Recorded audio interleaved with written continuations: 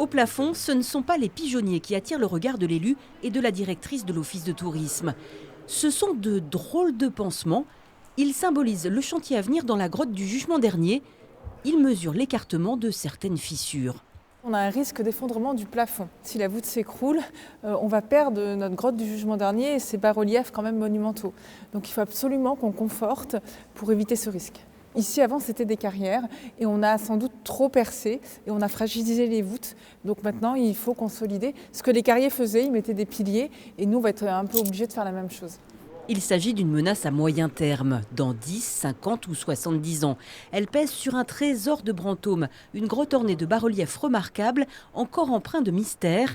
Certains touristes passent à côté. Il faut traverser l'abbaye pour y accéder et admirer.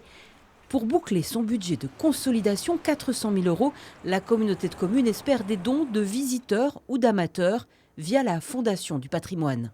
Je suis élu depuis 30 ans. C'était très facile de monter des restaurations, par exemple, d'églises subventionnées à 80, même voire 90%. Aujourd'hui, c'est plus difficile, sachant que la région lève le pied, le département, vous le savez, les collectivités locales, la loi de finances 2026, même si elle n'est pas votée, on va être soumis à contribution.